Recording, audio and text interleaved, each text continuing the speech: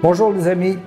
Une autre caractéristique que j'aimerais approfondir avec vous aujourd'hui, c'est Marie victorieuse du démon. Est-ce que nous sommes tous aussi des victorieux du démon?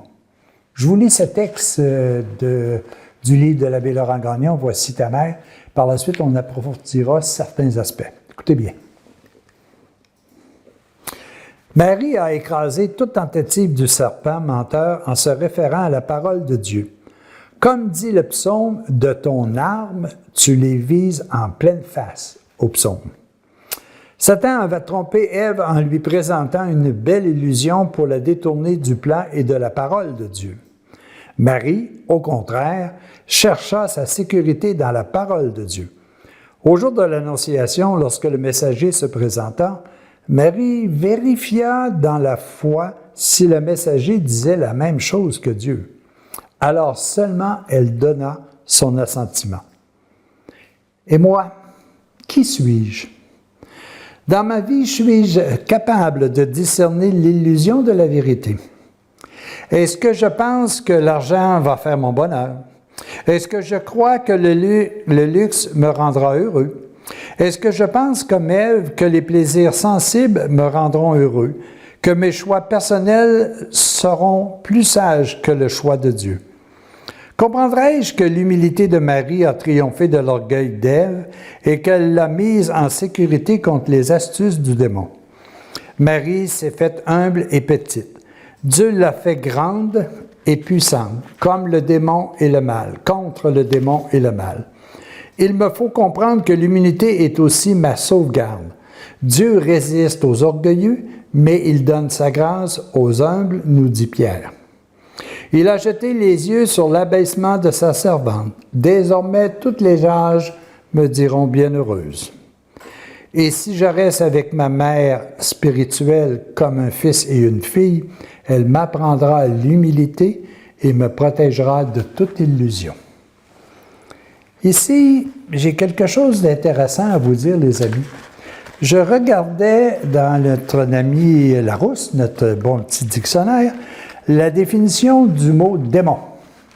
Et on ne cite pas une personne, on cite un état d'être.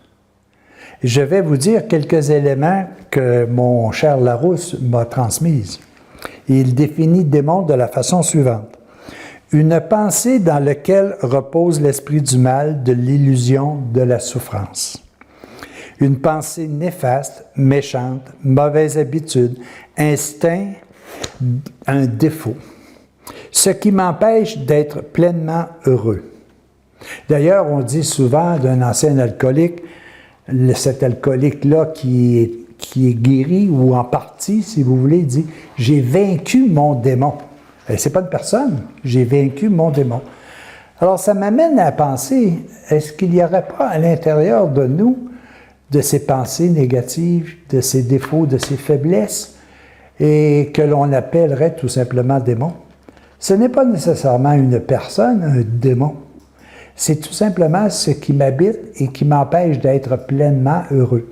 Puis tout ce que je vous ai mentionné tout à l'heure, que ce soit une pensée néfaste, que ce soit un doute, que ce soit une mauvaise habitude, un instinct détourné, que ce soit une illusion, c'est des démons. Et qu'est-ce qui va gagner? Savez-vous, qu'est-ce qui va gagner? C'est celui ou celle que moi, je nourrirai. Est-ce que je nourris à l'intérieur de moi la parole de Dieu qui me donne la vie éternelle? Ou est-ce que je nourris à l'intérieur de moi des pensées négatives, de l'illusion, de la peur, du doute, qui vont m'amener certes à la mort, que ce soit à la mort de mon esprit ou que ce soit à la mort physique? Je pense que c'est important que nous puissions prendre conscience de ça. Vous savez, le démon, c'est tout simplement ce qui m'empêche d'être heureux. C'est ce qui me dit que je suis malheureux. Et ça, c'est tout simplement ce qui m'habite.